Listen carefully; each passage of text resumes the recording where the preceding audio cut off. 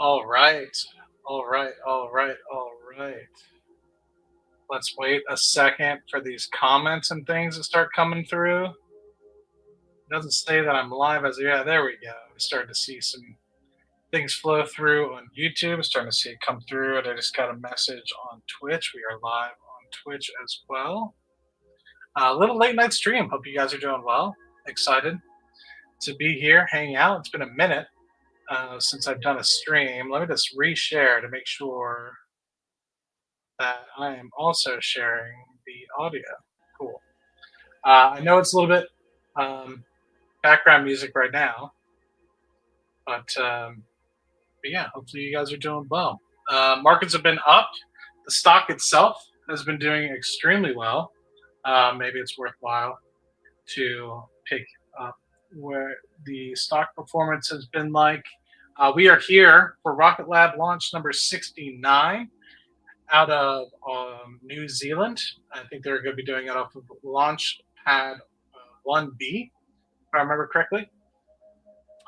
And it'll be an interesting one. The Harvest Goddess Thrives launch. It is for IQPS. Oh, I just realized right now that I'm completely muted. And now I hope you guys can hear me. Let me just double check. Give me thumbs up if you guys can hear me. Oh, I'm on the wrong mic. Thank God you guys said something. How about now? Hopefully. See, I was on the good old laptop earlier to do the Palantir live stream, and I wasn't at home. I was at the office. So thank you guys for letting me know, and hopefully this is a lot better, and you guys can hear this a lot better. Cool. Well, yeah, the Harvest Goddess Thrives. This will be an interesting one for IQPS. The first one for the quarter, August 4th. So the last time we had an Electron launch was, I believe, late June. So let me just double check. So the last time we had the launch, was June 28th. So we were supposed to have a haste launch the other night. People keep pushing that back. That's been supposed to be launching since July 14th. That's Jake number 4. That's supposed to be out of Wallops, Virginia, Launch Complex 2. And that one continues to get delayed. So let me erase that bad boy because that's no longer. So let me change this. This is number 69. So actually, let me just move this up. So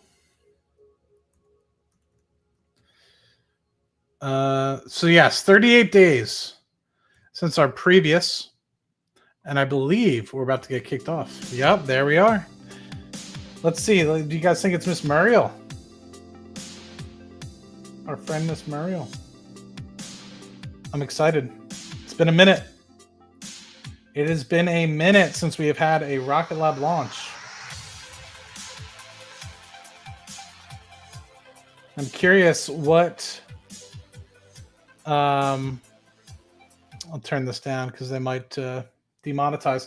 But yeah, I'm curious to see. They generally give some commercials, right? Generally, they'll have an IQPS commercial to talk about specifically what they're doing for IQPS, which is a Japanese company, and then they'll talk a little bit about what is going on at Electron. I wouldn't be surprised if they show the Frank Klein manufacturing one again. But let's just tune in and see what's going on. It's a crisp afternoon at Launch Complex 1, where Electron is preparing for its latest mission from our private launch site in Mahia, New Zealand. Right now, it is T-minus 19 minutes in the countdown to Electron's 69th launch and our 11th launch of the year, our next in a series of missions for Japan-based constellation operator IQPS. Good afternoon and welcome to today's launch coverage. I'm Sam Peters, and along with me is Catherine Chen, and we'll be taking you through the final moments before Electron takes to the skies once again. Thanks, Sam. It's great to be here for this next Electron mission. Launch preparations are well underway and have gone pretty smoothly throughout the count today. We're tracking no issues with the rocket, the range, or the weather in the lead up to liftoff, and the team is aiming for our launch target right at the top of today's window at 3:45 p.m. local time or 3:45 UTC. Today's launch is the fifth in a series of missions for the Institute of Kyushu Pioneers of Space, or IQPS, to build out their Earth imaging constellation that provides SAR, or synthetic aperture radar imagery. Now, we've called this one the Harvest Goddess Thrives, named for the satellite onboard Electron that the IQPS team affectionately know as Kushinada-1. This is named after the Japanese harvest goddess, a perfect fit for a satellite designed to help better monitor Japan's agriculture and resources. With 4 successful missions for this constellation flown by Electron already, we are very much looking forward to deploying another IQPS satellite to space for them today. Now, one of the fun parts of working with IQPS has been coming up with the mission names and patches, with each of the QPS SAR satellites named after a different Japanese god, or in this case, goddess. Kushinada-1 will be joining its fellow gods launched on the previous Electron missions, like Tsukuyomi for the Moon God Awakens back in 2023, and the remaining satellites all launched this year by Electron: Susanoo for the Lightning God Rains, Wadatsumi for the Sea God Seas, and Yamatsumi for the Mountain God Guards. After today's mission, Electron will have deployed 5 of the planned QPS SAR constellation, with another 3 missions and gods yet to go. It's an honor to be launching the constellation, and we're excited to get another one off the pad today with Kushinada. Now, the QPS-SAR-12 payload on Electron today is headed to a 575-kilometer orbit at a 42-degree inclination and launching on a southeastern trajectory from Launch Complex 1 over the South Pacific Ocean. Their planned 36-satellite constellation in low Earth orbit is designed to provide near real-time observation of Earth using synthetic aperture radar. Now, SAR cameras are unique in the fact that they can capture images night and day and through cloud cover, which is often a challenge for traditional optical satellites. Let's hear a little more from IQPS about their mission. Thank you guys for the super chats and becoming a member. Jared, thank you. The future begins. Man's on Mars, thank you. And Dieter, thank you so much. Maximum ground resolution of 46 centimeters. Oh, wow. World-class image data enables observation of moving objects like cars and ships. QPS-SAR, a 100-kilogram class small SAR satellite. A constellation of 36 satellites will observe almost every location on Earth every 10 minutes on average. Oh, wow. Unlike optical satellites, radar satellites can observe even through clouds and in darkness. The satellite processes observation data into images on board and transmits only the necessary images to the ground, delivering SAR images quickly. Using inter-satellite communication, even faster delivery is possible, aiming for about 10 minutes after observation. QPS SAR data unveils a new world previously unseen. SAR satellites, unaffected by weather or time, can quickly assess disaster situations and confirm passable roads. Additionally, utilizing the radar's unique features, it can detect changes in infrastructure, such as roads and buildings, down to a few millimeters, allowing for pre-screening and repair of potentially hazardous areas. It is expected to be useful for managing large-scale infrastructure, capturing detailed information with high resolution. It can even contribute to reducing and eliminating illegal logging. Multiple satellites enable high-frequency observations, visualizing the movements of vehicles, ships, and planes, and allowing for fixed-point observations. It can detect sea ice even during nighttime or adverse weather conditions, providing information essential for the safe operation of vessels. Additionally, analyzing economic, weather, and other data using AI allows us to forecast urban and national economies, along with future trends. SAR images can be used to quickly create and frequently update 3D maps. By tracking changes in terrain and buildings, it provides accurate information essential for autonomous driving and other uses. The ultimate goal of the 36 satellite constellation is near real-time data services. By integrating SAR images into various applications, they become more convenient tools and are used routinely in everyday life.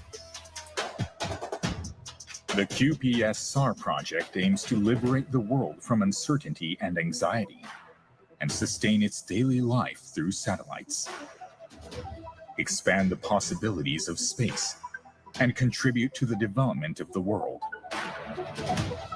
IQPS. Wow. There are so many great ways SAR technology can be used, and it's awesome to be supporting IQPS to get their constellation deployed as quickly as possible to realize their mission. 4 missions on Electron this year alone, more than any other customer of ours so far in 2025. And taking a look now at the views of the launch pad, the vehicle's LOX load is underway for today's flight. We time LOX loading as close to launch as we can to keep this high-performance propellant as super chilled as possible. This is usually around negative 183 degrees Celsius or negative 290. All right, yeah, so let's just give a quick moment to check in on some of the other material that we have here. So let's just take a quick look at the performance over the trailing 12 months. Let's see how things will be going on that respect. So we're up about 958%. So about a year ago, we were at about $4.25. We are since now up $44.98. Slight retracement from where we were about a week ago. Where we, I think we're, I guess it was more like 2 or 3 weeks ago. We were up around $53. So slight retracement, from that time, but overall, really good point of being up so far. Things are looking good in that respect. And to give you guys a share about where we're at in terms of launch cadence, let me just do a quick share with that, and then we'll get into maybe more of the go, no-go. Here's a quick graphic. So let me zoom in here. Some quick graphics that I created utilizing some of the data. So Electron vehicle launches to date so far. So as they noted, this will be number 11. No HASTE launches as of yet this year. The last HASTE launch was in the 4th quarter of last year. So hoping to see that Jake 4 come through. This is the current launch to 100 or race to 100. At the moment, we are currently on pace for, this is year 8. So hoping that we can get closer to that, say 20 or so mark, but we're currently ahead in terms of Electron. Of the Falcon 9, you can see I put on here a Neutron progression, which is slightly ahead, has us getting to about 100 launches within the first 8 years. And then here's the slow and steady pace that we see Electron getting down. This graphic is logarithmic, so as you'll see, eventually we're going to head towards an asymptote of probably a launch every couple days or so from an Electron perspective. You'll see there's some where we have, within 24-hour turnarounds, some where we have 2 or 3 day turnarounds, some where it's a week. But the red dashes that you see in there is the trailing 5 launches. So it takes the last 5 launches. So sometimes you'll have launches that are 2 days in between. Sometimes you'll have 38 days, like is the current case. I think it's 38 days. It might be 36. Let me just double check.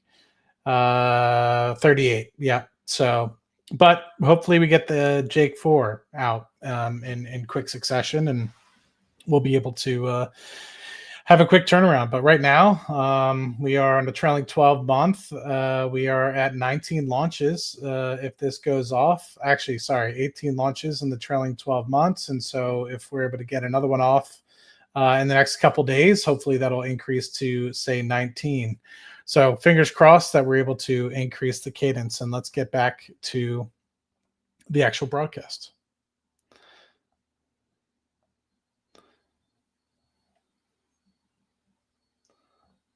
Oh, they are establishing a new 2-0.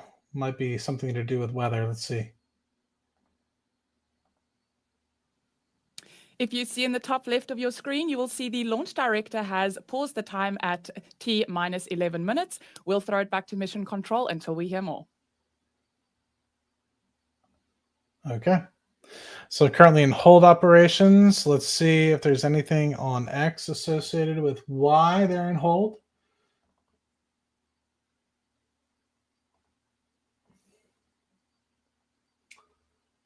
Live, less than an hour to go. Okay, so we will see if they come up with anything. But curious to see how many of you guys have been holding Rocket Lab for quite some time. Are you guys new? Is this your second launch, third launch, fifth launch? This is technically, I've been watching Rocket Lab now since launch 17. And while we wait, we want to provide you an exciting update on one of our spacecraft missions. Last year, we built 2 identical spacecraft for NASA and UC Berkeley's Space Sciences Laboratory as part of their ESCAPADE mission. Now, ESCAPADE stands for Escape and Plasma Acceleration and Dynamics Explorers. These 2 spacecraft, named Blue and Gold after UC Berkeley's school colors, will go to Mars to investigate Mars's hybrid magnetosphere.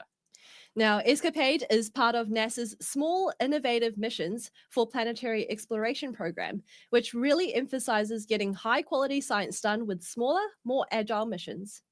And by flying these twin spacecraft in tandem, they'll be able to capture a much more comprehensive picture of the magnetic fields and plasma dynamics around Mars, measuring things like the energy and speed of particles being lost from the atmosphere, and generally getting a better understanding of how the planet's climate has changed over time. Our Space Systems team is performing routine maintenance and tests, preparing the twins for their journey back to Florida for launch. It will no doubt be an extremely proud moment when we get to send these 2 to space. Stay tuned for more updates on this incredibly exciting mission. And if you've ever wondered how we've been able to make such massive strides, anyone who works here at Rocket Lab will tell you the same thing. It's because of the incredibly talented and dedicated people who work here. And we're always looking for new talent to join the team, both on the launch side of the business as well as across our Space Systems division that designs, builds, tests, and operates spacecraft. Let's take a look at this breakdown of what it's like to work in Space Systems here at Rocket Lab. I think the fascinating thing about the space industry, especially in the last 5 to 10 years, is that there's been such a boom of technologies that have been developed for space in particular. There's a massive difference in what the industry is now. I think right now is a very interesting time since we are doing production and development kind of all at the same time and really kind of driving towards what's going to get us to that end-to-end space solution. I haven't worked at a company where you have places in New Zealand, in Canada, on the East Coast, on the West Coast. It's a small company, but it's got a huge footprint. Rocket Lab is in growth mode constantly. I've been here for a little over a year now, and just seeing the big difference between day one to where we are today is exponential, and it's only going to get better from there. Everybody's very, very dynamic, very agile. New ideas are always well accepted. So, you kind of have to thrive in a very dynamic environment. My tech team feels like a team. The engineers work hand in hand with us. Everyone kind of works together to meet the same goals. We all have different jobs, but at the end of the day, we want to make sure that our jobs are done so we can move on to something new together. The expectation is large on individual employees. We run a tight ship across the board, no matter which team you're on.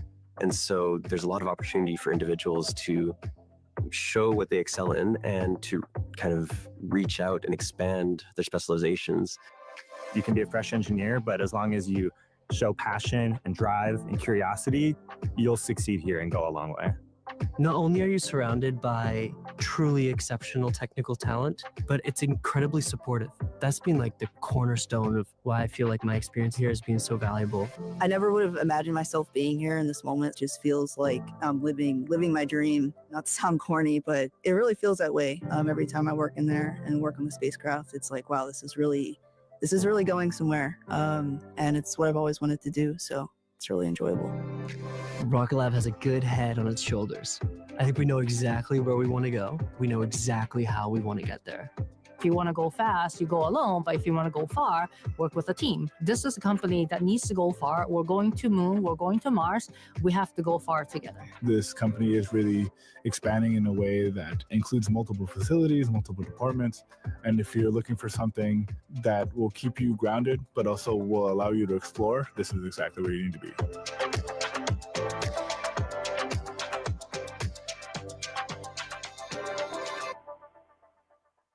It really is all about the people in the team who drive our technology forward and support some really cool missions in the process. So whether you're straight out of college or a vet with 20 years of experience, everyone works together to tackle the same problems and advance the same mission. And if you're interested in joining them, there's likely a role open for you. Check them out on our website, rocketlabcorp.com.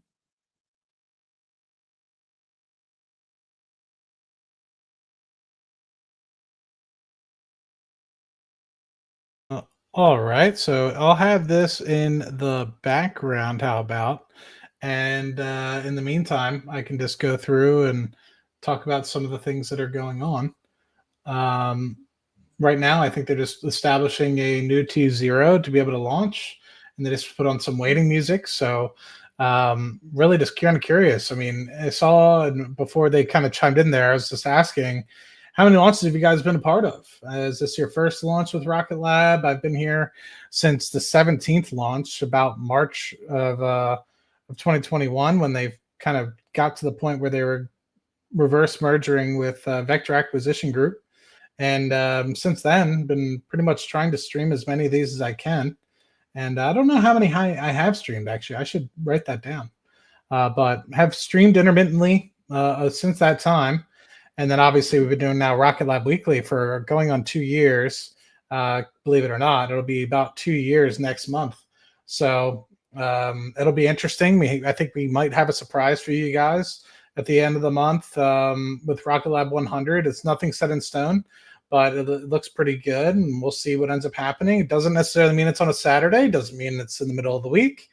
You guys will just have to wait around and see, but hopefully you guys keep your patience, and it'll be really interesting if it works out. So it'll be fun. It'll be really awesome to be able to knock it out of the park if it works out.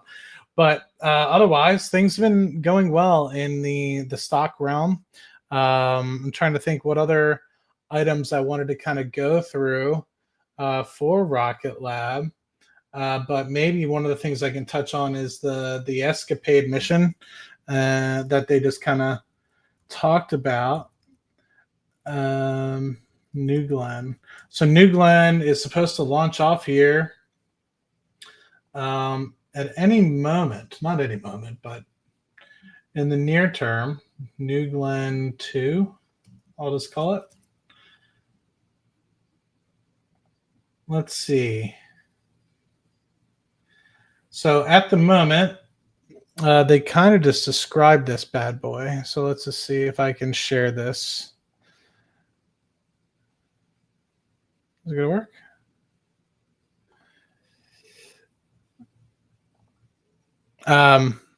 So they're planning on, let me zoom in a bit here.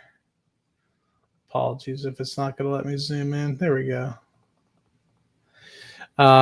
At the moment, they're kind of hoping for about an August 15th. Now, this was written about 2 weeks ago, so the time could have been pushed again. But you heard them talking about Rocket Lab, specifically talking about the Escapade mission and what's going on. And what this is really doing is just establishing Mars probes that will be used in the New Glenn rocket. So New Glenn is the Blue Origin rocket, for those of you guys that are new and not necessarily following along with Blue Origin's story.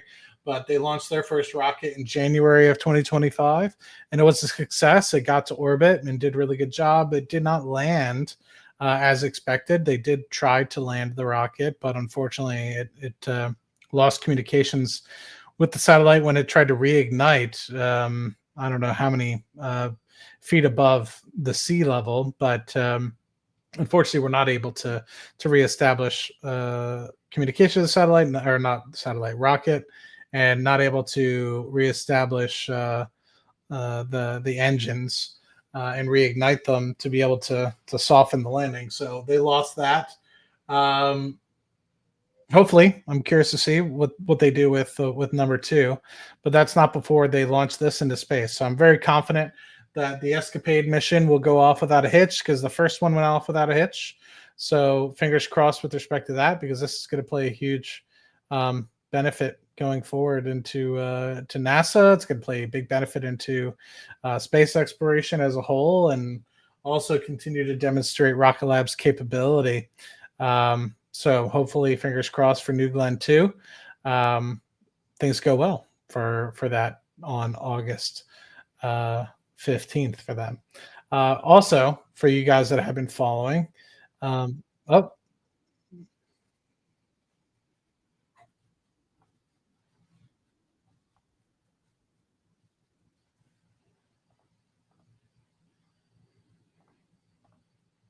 they found the issue, and they just reset it back to 12 minutes. So I think they're going to go through with the go, no go, and hopefully we'll be able to restart and count down from 12 minutes. So luckily for us, we're probably not going to push for too long. So fingers crossed we'll be able to do through the go, no go, and it'll be 12 minutes or so. So fingers crossed. And to all operators, LD admission code, just a heads up, we will be picking a new T0.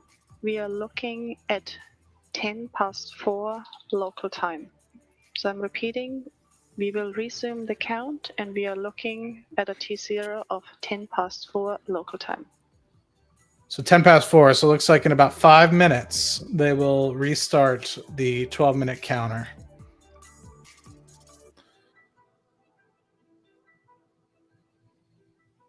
Interesting. They were talking a lot about, in that video with Rocket Lab, they were talking a lot specifically around, let me just lower this music a little bit so you guys aren't completely trying to hear me and I'm not screaming at you guys. The Rocket Lab, man, they're literally across the United States, Canada. They're now moving into Europe with the acquisition of Minoric. The UK deal that just got signed for the hypersonics testing, and then obviously we're looking at New Zealand here. Interesting conversations. Operators, LD and mission code. I can confirm I'm actively monitoring mission code, LV code, and safety net. Okay, so it looks like, yeah, we're about 16 minutes out. About 4 minutes from now, we'll have the go, no go. Exciting. Fingers crossed. So yes, it'll be interesting, but I just don't understand, man. I mean, there's just so much going on in the company, and how they're continuing to do well and continue to bolt on and expand to the way that they have. Awesome, absolutely awesome. All right, we just heard from the launch director. The count has resumed, and we are at T-minus 15 minutes in the count. For those of you guys that aren't really following the stock itself, you're more so following the company. There is earnings going on on Thursday. I plan to be sharing that time with Vince and Scotto. Dave G likes to do his own streams, which is fine. He always does a really good job, and I suggest you guys follow whoever you want on the day. But just so you guys know, there'll be 2 opportunities, and I'm sure there's other folks out there that are streaming as well. But generally speaking, they release the results a little bit after the market close, and then by 5 p.m. Eastern, they have the actual call itself.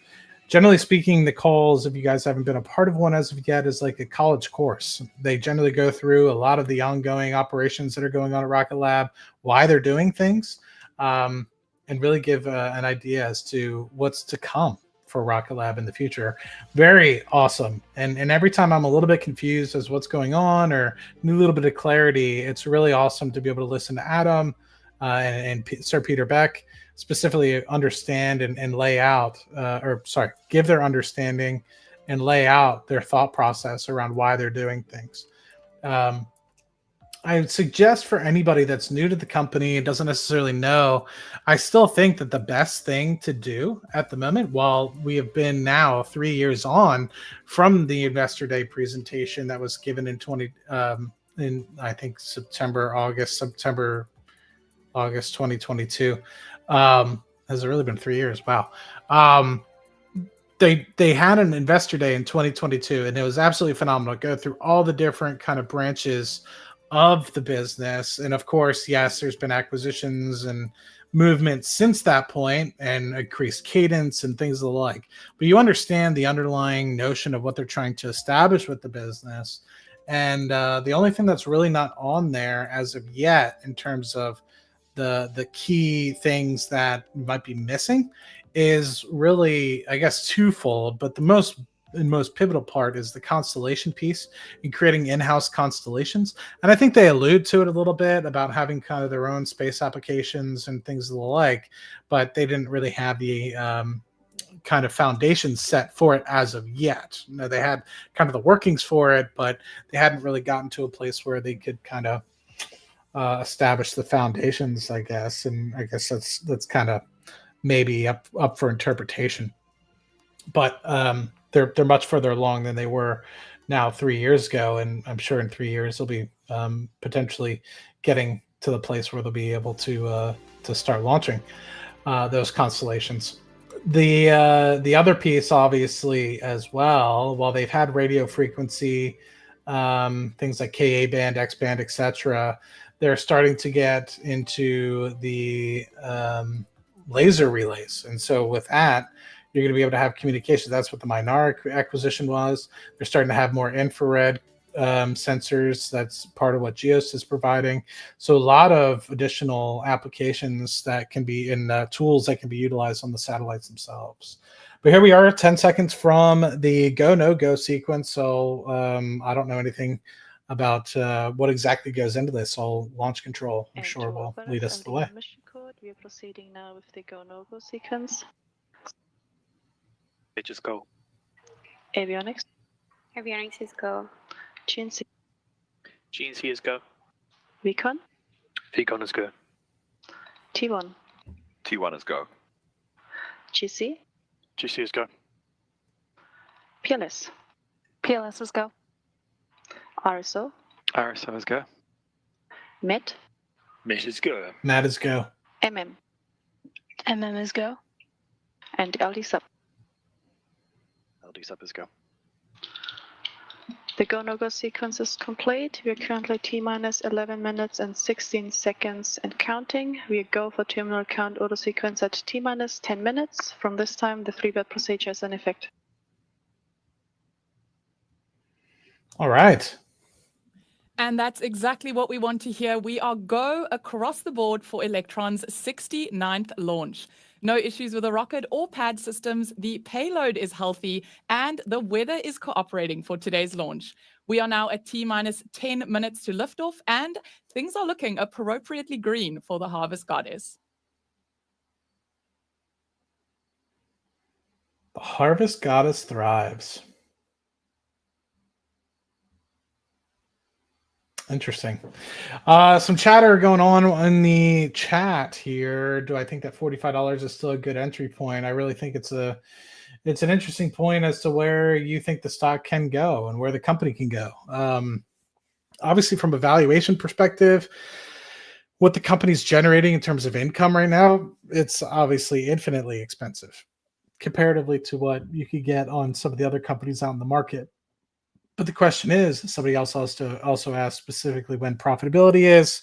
At the moment, I think they're forecasting the first half of 2026. So by the time Neutron, at least this is what guidance has been, and I'm sure we'll hear more about this on Thursday during the second quarter earnings call. 6 months after Neutron, as costs start to wind down a little bit and it starts going towards OpEx of just running the business rather than massive capital expenditures, and maybe some awards start to flow through, and potentially, some other things get kind of relayed. You should be able to see the underlying business generate positive EBITDA, is what they're kind of saying. Now, positive EBITDA doesn't mean net income positive, right? So there's multiple catalysts in the future. So there's kind of profitability from an adjusted EBITDA perspective. Then there's net income, which is inclusive. While we wait to hear an update from Mission Control about today's launch from LC1, over on the east coast of Virginia, our third launch site, Launch Complex 3, is progressing smoothly. We're almost ready to cut the ribbon on the launch site for our new reusable rocket Neutron, our dedicated launch, test, and landing site for future missions. Here's more.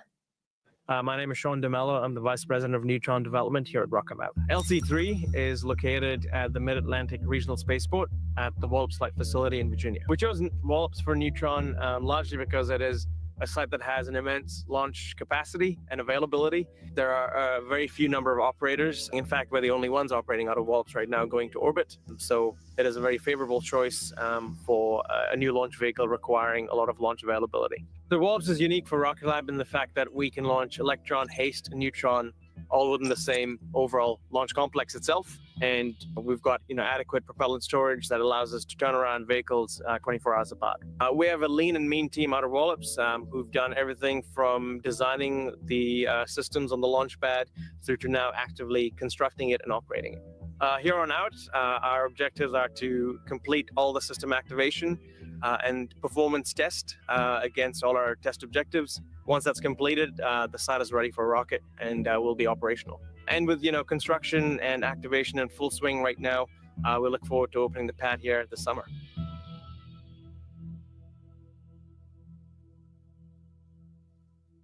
We can't wait for Neutron's first launch. So somebody was asking about profitability. So I think the first half, there's a lot of things. There's actual EBITDA positive, there's net income positive, and then there's cash flow positive, right? So all three different things.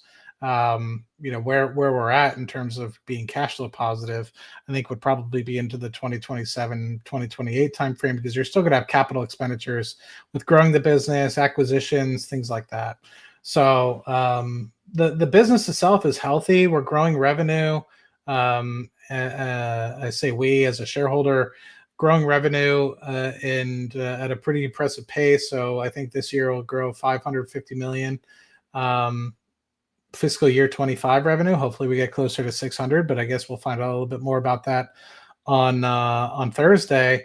And with that, the company is aiming for 30+% gross margins. And so as you continue to increase the amount of revenue, the SG&A drag, meaning the sales and general administrative, just the overhead of the company, the employees, the executives, and just the underlying business as it is, will eventually be completely offset by the gross profit and the operating profit of the business. So fingers crossed that kind of happens, and you can start to see the arm coming down there to get us closer and closer to liftoff, as the vessel LC, itself is bright white due Avionics to terminal checks complete. the outside being frozen due to the temperature. Really cool. Really cool. This is Pad B, believe it or not. And this is nice to see that they're now utilizing both Pad A and Pad B. If I remember correctly, Pad B hadn't been used for quite some time. LD GC on mission code. And so it's nice to see that LD, Pad the hold B down mechanisms are armed and the strong back is retracted for flight. is being used. Copy, thank you.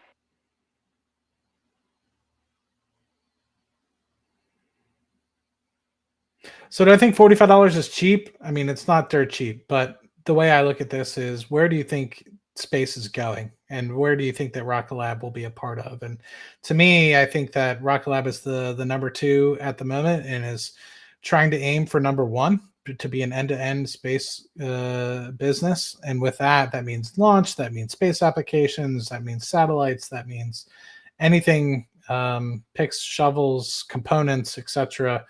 And so to me, if they're going to be the number 1 provider of that in a total addressable market that is really untangible, Okay, and it is infinite now at the moment, T-4 minutes on why the wouldn't countdown you? clock to launch as we approach liftoff time here in New Zealand. At around T-2 minutes, Electron's autonomous flight computer will take over the final sequence of launch preparations. Shortly after that 2-minute mark, we should hear the call that LOX loading is complete, which means that Electron is fully fueled for launch. The next gate after is a signal that the first and second stages are pressurized for launch. And after that, we wait for the 10-second countdown to liftoff run by our launch director. Let's listen in to Mission Control now for these final steps in the sequence. We'll be back with you after liftoff. Go Electron. Understood. Thank you, GC.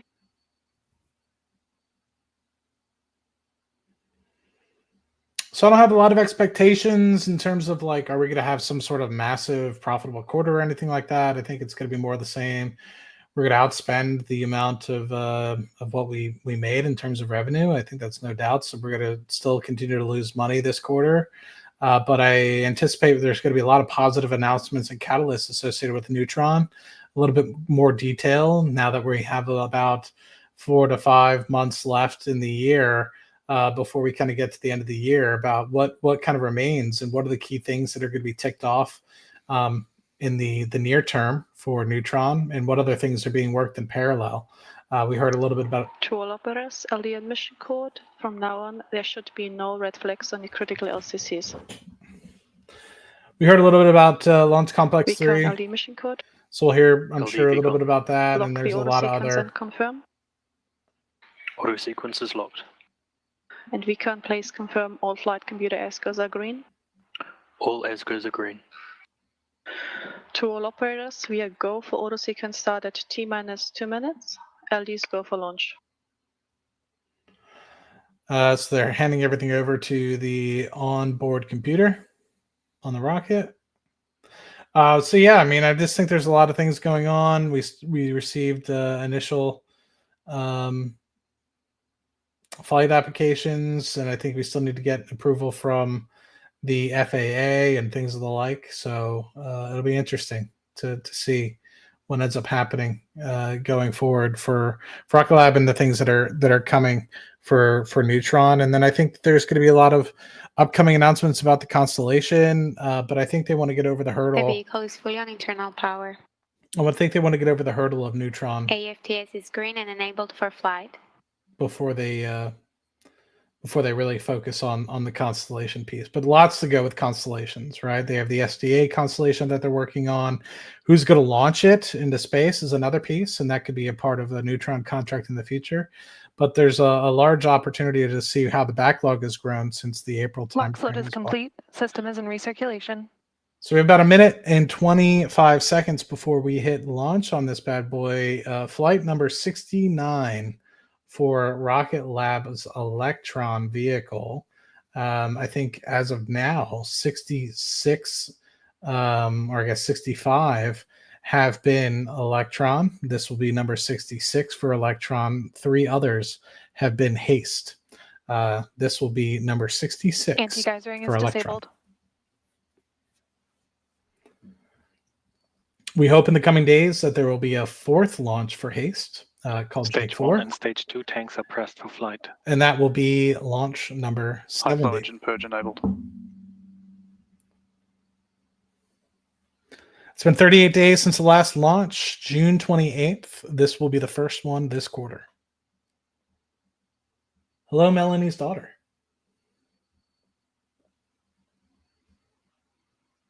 Is AK Media in here? I don't see him. But shout out to the people watching on Twitch. I We are appreciate T-minus 20 seconds. 10 and of you counting. watching on Twitch. I'm trying to get that monetized, so much appreciated. We are T-minus 10 almost. 10, 9, 8, 7, 6, 5, 4, 3, 2, 1. Lift off.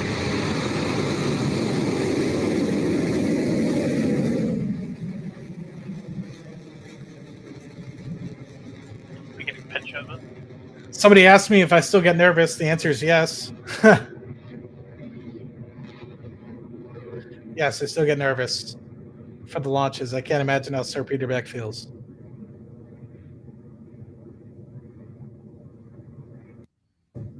Stage 1 propulsion nominal. The Harvest Goddess is on her way to space for IQPS. Electron has launched cleanly off the pad at Launch Complex 1 and is now coming up against 700 kilometers per hour in just a second we should hear from our operators that Electron has reached max Q, which is the point in the flight when Electron is experiencing maximum aerodynamic pressure. Vehicle is It's the supersonic, first approaching max milestone Q. as we listen out for the launch. So let's bring up the audio channels now from MCC. Let's go. Should be max Q.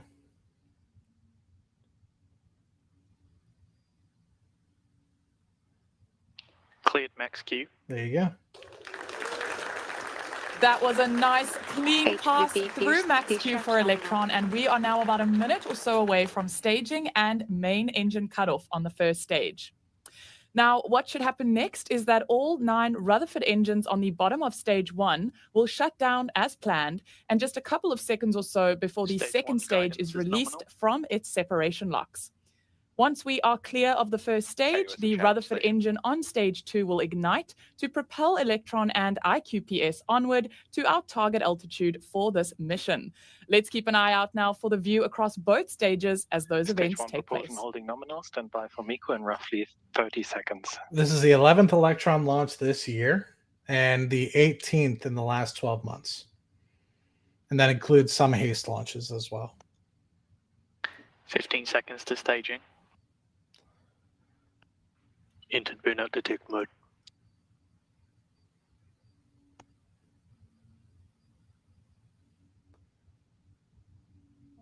I had my workbook open. MECO confirmed. Stage separation confirmed. Stage 2 ignition confirmed. No way! They got it live? A clean separation from the first stage as planned, and a beautiful start up there by the Rutherford engine on the second stage. That second stage's velocity is now at more than 8,000 kilometers an hour with an altitude of 95 kilometers after that separation event. Next up will be fairing separation for Electron when the rocket's nose cone halves split and fall away to expose the Kushinada payload to space for the first time. Wow, look at that. Fairing jettison confirmed. And there you have it. Electron's Stage 2 two guidance fairing is halves have jettisoned from Electron, and on your screen you'll see the Harvest Stage 2 Goddess propulsion safely nominal. attached to the kick stage and ready to make her debut on orbit. Taking a look now at the propulsion monitoring camera at the bottom of stage 2 shows that Rutherford is continuing nominally since engine startup, which happened just a few moments ago. I'm like blown away. That was, my heart stopped. Like I thought something bad happened because I'm not used to, maybe they did it the last launch. Maybe I haven't caught the last launch, but like, I know they've been doing it. Oh wow, look at the sun coming through. That's an awesome shot. Someone should screen grab that. We have another 5 minutes to go for the second stage engine burn until the next separation event. This Rutherford engine's performance can reach up to 5,800 pounds of force in the vacuum conditions of space, with a specific impulse of 343 seconds. Now, specific impulse is a measure of performance in telling us how efficient an engine can be.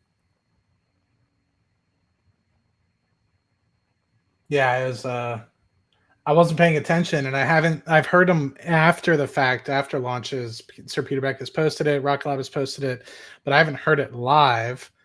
And so like I'm looking at my other screen and I hear that and I'm like, oh my God, what just happened? Right. And wow, that just blew my mind.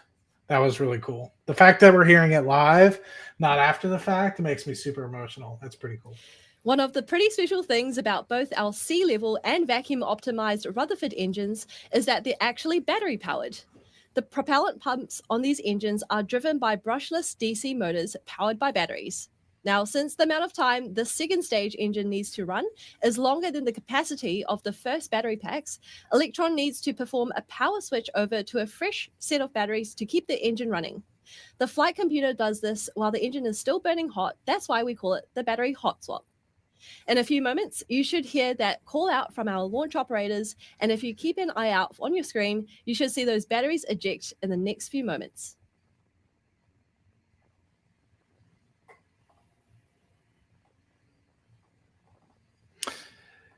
Thank you for the 14 or 15 of you watching on Twitch.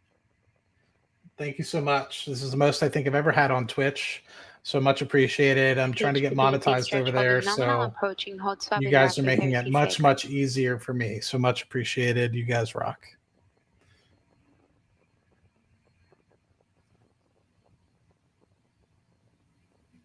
Throttling down.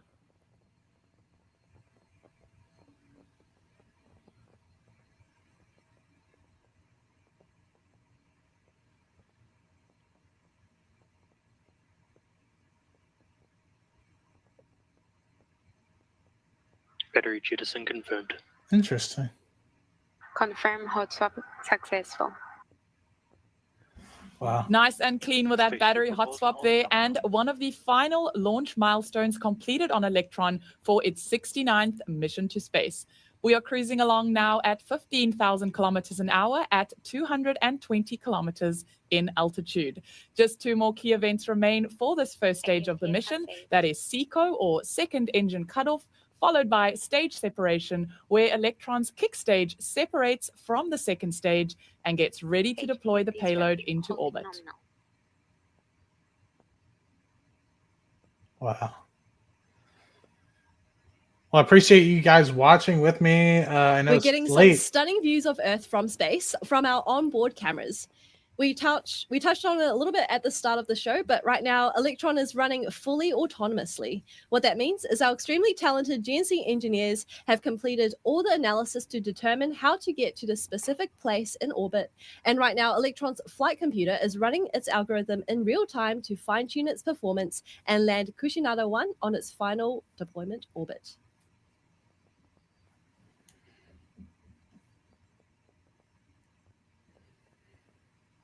Yeah, Rocket Lab tries to get as good of a oh, look at that.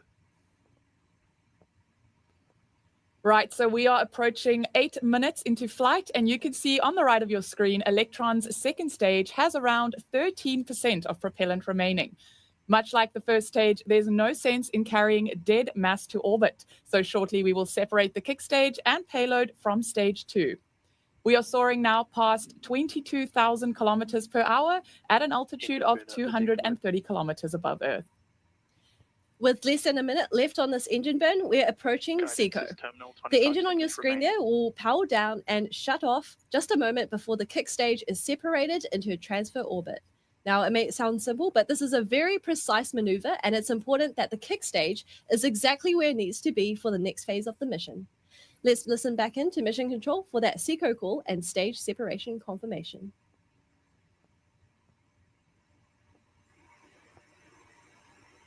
It's insane. SECO confirmed. Nominal transfer orbit achieved. Stage separation confirmed.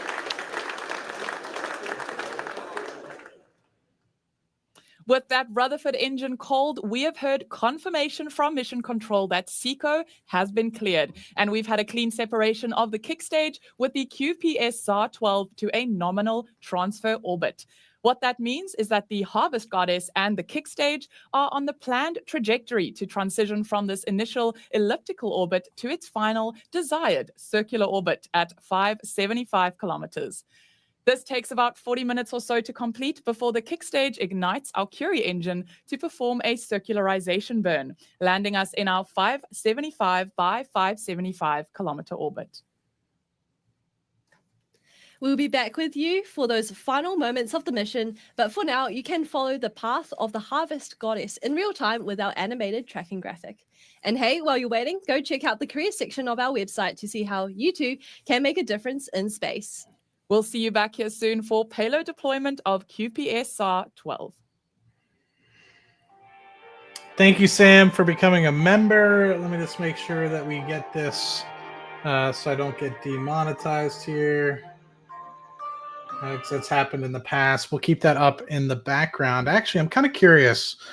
Let's gander, you guys. Not necessarily for me, you know, but I've had a lot of people out there reach out and talk about potentially getting a job at Rocket Lab. And we talked about the fact that Rocket Lab is now kind of everywhere. And So for you guys that are in college that are looking, I'm sure there's plenty of internships that are out there, opportunities for internships that you could potentially look at. So let's just give a quick gander. You know, what do we have? Sam, once again, thank you so much. Love providing these opportunities to look at Rocket Lab launching. So it's an absolute pleasure. We're probably going to be 40 minutes or so before we actually get to see the or hear whether it's successful, whether or not we stay on the whole time. I guess depends on if people start to drop off or not. But let's just do a quick look as to what potential jobs they potentially have out here at Rocket Lab. Let's just take a quick look at different locations. Maybe it's a location near you. Curious. I don't even know them all. So they keep opening up new ones as they acquire more and more companies. So you have Long Beach, California. You have Albuquerque, New Mexico, Middle River, Maryland, Silver Spring, Maryland. You have Stennis Space Center in Missouri. Maybe that's Mississippi.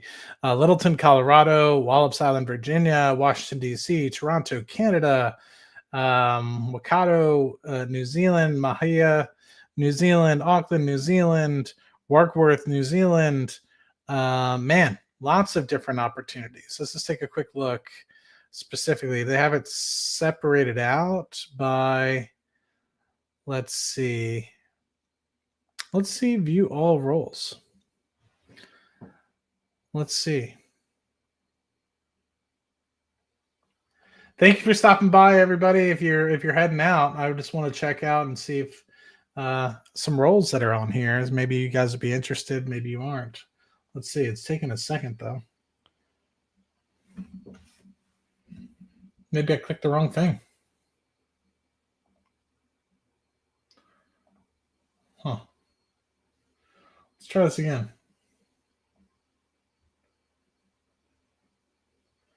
Values, view all roles. Let's try program. Let's see what they have for Neutron.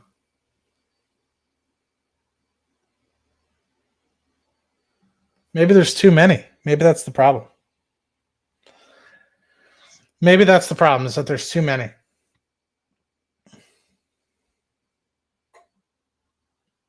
Interesting. Well, that website doesn't look like it's happy with me right now, so maybe we won't share that. But if you guys are interested, I'll leave the link in the description.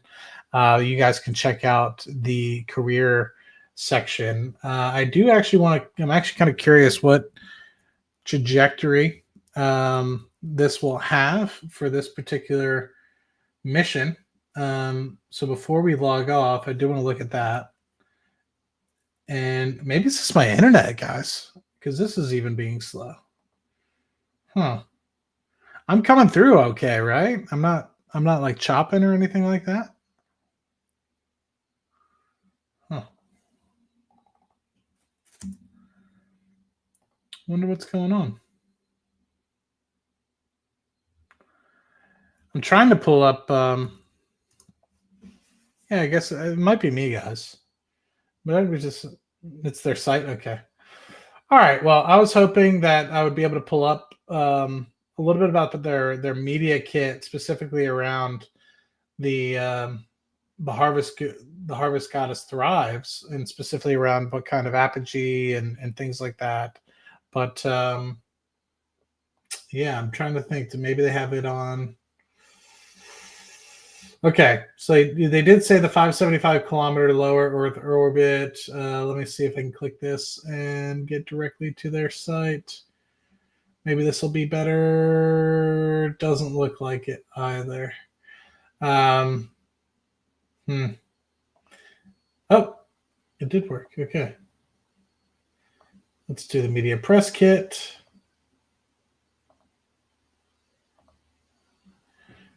And let's share.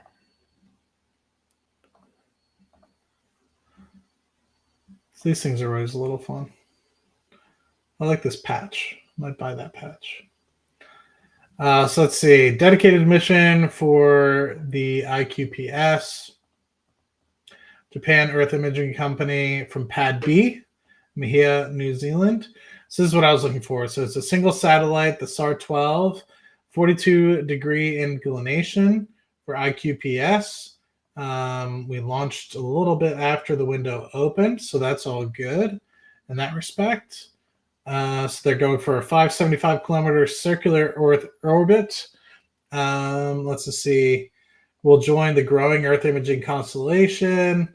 Includes their QPS SAR-5, which was deployed in 2023, the SAR-9, and then the SAR-10, which was deployed just a couple months back, and then SAR-11, which was deployed 2 months back. So this is the fifth one. So SAR-12 is the fifth of the constellations, and I think that there is the fifth overall and the fourth of 8 contracted to launch from 25. Okay, so maybe the first one was a one-off. Okay. So the first one was the moon god awakens. The second was the lightning god reigns. The third was the sea god sees. And then the mountain god guards. And so I'm curious, does it show where each of them launched from? I assume they're all from Mejia because they're Japanese corporations. So I just assume it's easier if they're building their headquarters or something in Japan. Maybe it's easier, but who knows? Maybe part of it's manufactured in the United States. Okay, yes, so this is talking about building in the Kyushu University for IQPS. There you go. You see some of the images. So there you go.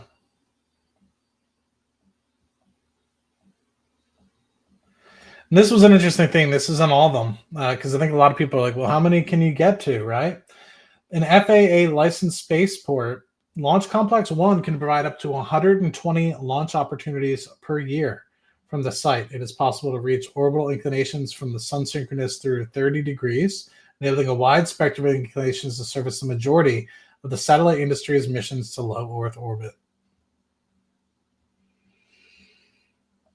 Let's talk about how there's other clean rooms and things along near Launch Complex 1. And at the moment,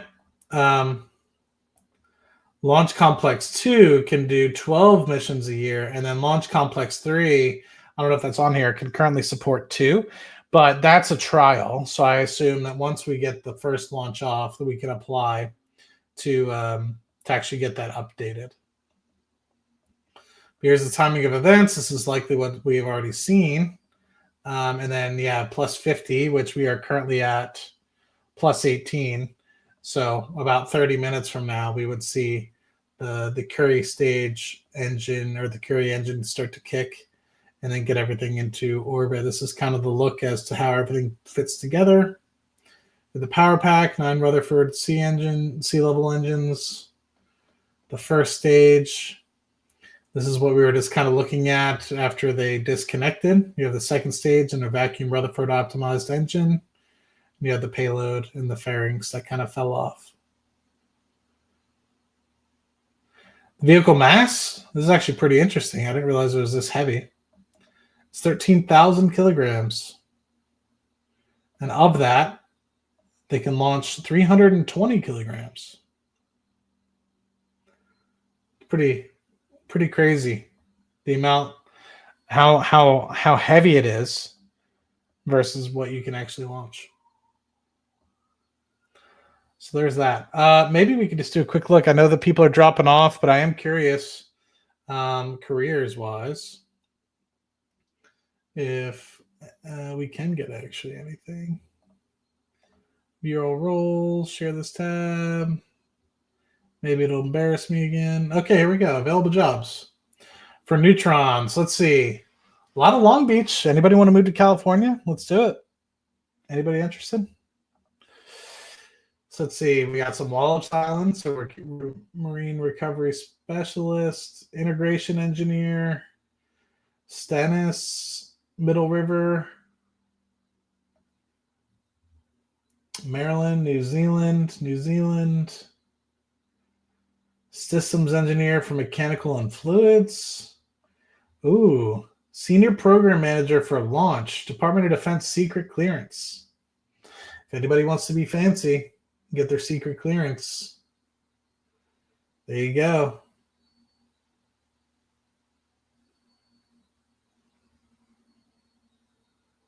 It's pretty interesting. Let's see. Do they have any internships? Let's look at the internships. One internship for Neutron. Let's see. All internships. Let's go. Anybody in college? If you got any college kids or anything like that, share it with them. Supply chain intern. We have software intern. Technician intern for New Mexico. Project management intern. Business development intern. That's a lot. Okay, a lot of different business development internships. Interesting there. Is there any fixed term? Oh, temporary jobs.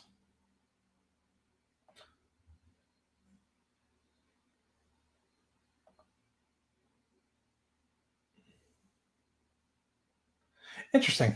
Anyway, I just wanted to pull that up. It's been a while since I looked at it, but I'm curious if you guys are ever interested.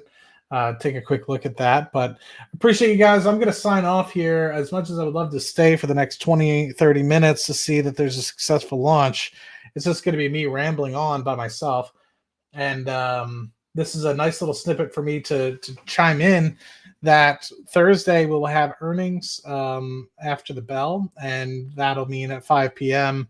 Eastern, 4 p.m. my time, we'll be going through and listening to the earnings call, listening to Sir Peter Beck, listening to Adam Spice themselves, trying to understand and digest what's going on. And I'm anticipating great things going on in the company itself, continued progress with respect to Neutron.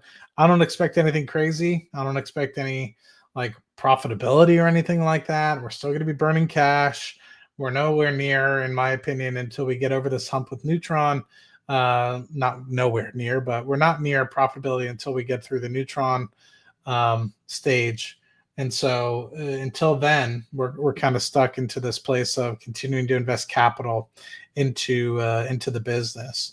There's a bro earnings on Wednesday. We'll see how much time I have. I do have to knock out some other things this week as well. So we'll see if I'm able to get through Dutch Bros. But Dutch Bros, if it dips much more, I might start actually adding into that position.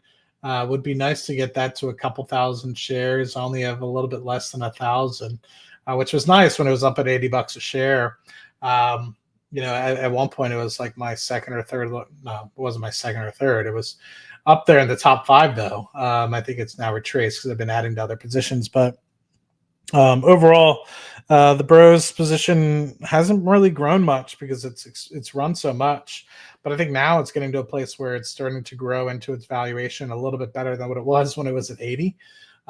So fingers crossed that they have a good quarter, and they've been growing like 25, 30% year over year. So the underlying EBITDA is going to grow much faster than that because they've been able to maintain such good operating margins, like ops margins of like 30-odd%. So, and that's in that realm, every store, generally speaking, makes about 2 to 2.2 million on average.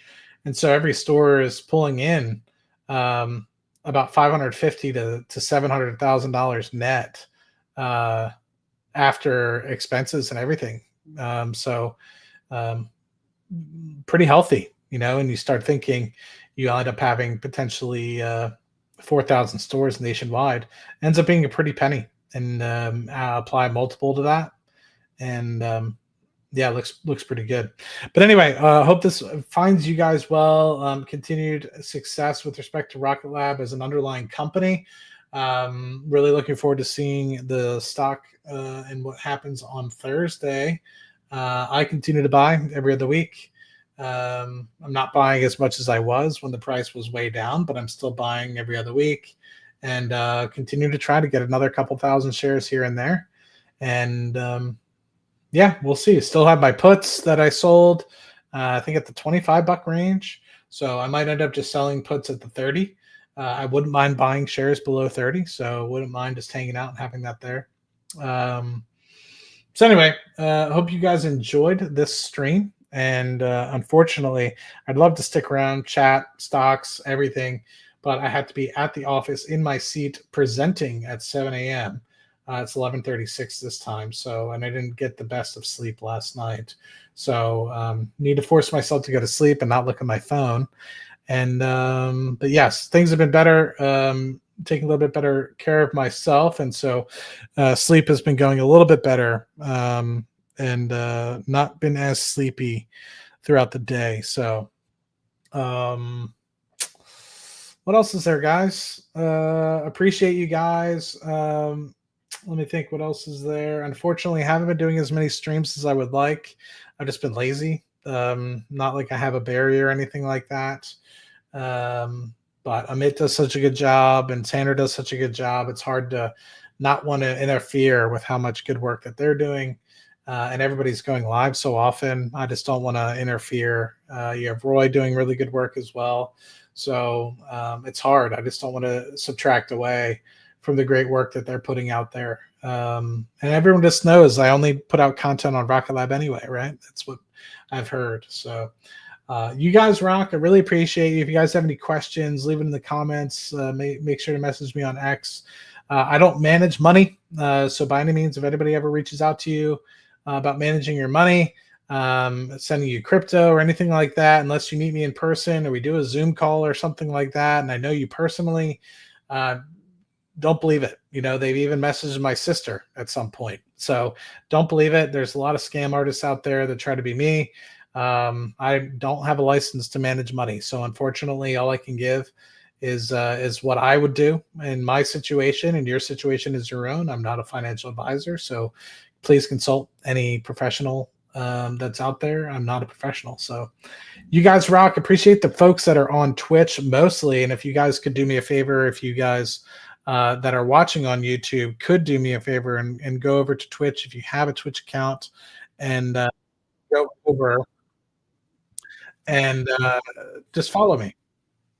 And that would mean a lot to me because I'm trying to grow that. And luckily for me, I've been able to capture a good amount of people on Twitch. And so hopefully in the next coming weeks, I'll be able to monetize that. So you guys rock. I will talk to you guys soon. Don't do anything I wouldn't do. Cheers.